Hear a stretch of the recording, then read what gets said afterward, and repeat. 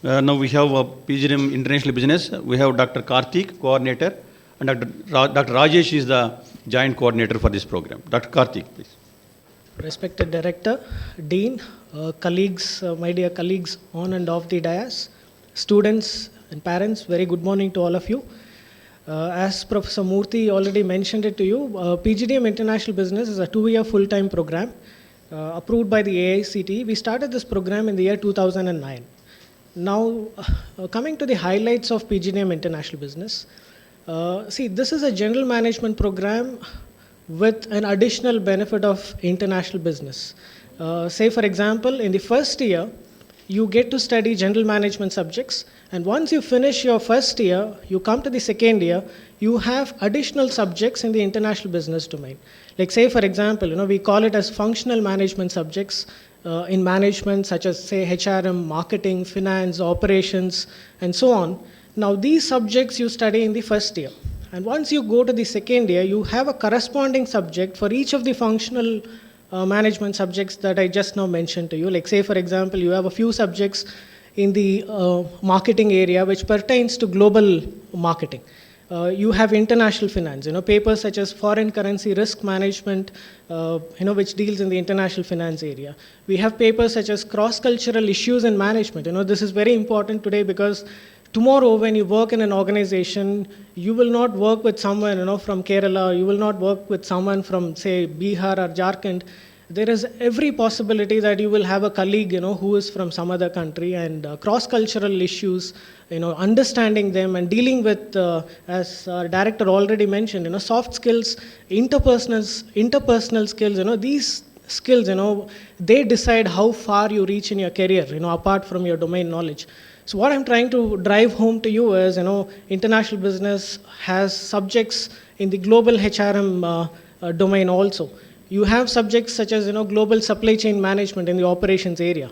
So other than the general operations management subject which you study in the first year, once you come to the second year, you have subjects in the international business domain. We have subjects like export marketing, like some of you must be aspiring to be an entrepreneur, apart from taking up jobs and leading MNCs.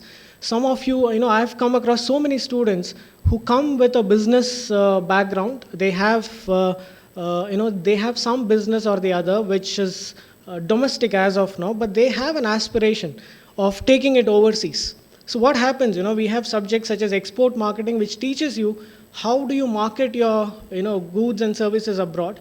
How do you procure or how do you obtain an export license? We have been working very closely with the industry.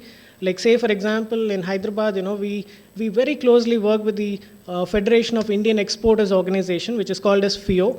So they have agreed, to train our students and understand, how to do research to find clients in overseas markets, how to obtain an export license, how to do finance. Like, say, for example, in finance also, many of our students, take up jobs in the foreign exchange department. They also take up jobs in international market research.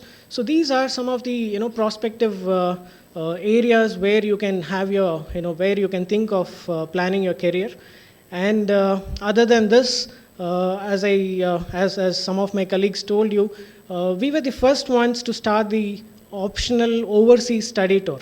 To begin with, in 2016, we traveled to Malaysia. We visited Port Klang, which is one of the busiest ports in the Southeast Asian region, because, logistics and, as I mentioned, global supply chain management, understanding logistics, understanding port operations, it's very, very crucial, for students to have have some kind of knowledge on. So we took them to North Port in Malaysia, and then subsequently we also, spoke to, Port of Antwerp in Belgium.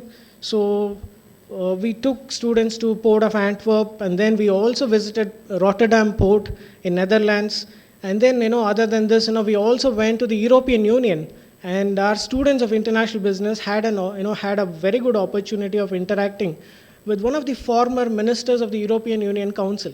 and they discussed about trade and some of the important issues, such as WTO and the kind of issues that European countries, they have with the European Union, and many contemporary issues were discussed. So this is about PGDM International Business. In case if you have any questions, I am available, and my colleague, Dr. Rajesh, who also happens to be the co-coordinator for the program, he is also available. So for any questions, please do contact us. And there is also another myth, which goes, like say for example, students think that, international business, they don't get a chance to study marketing.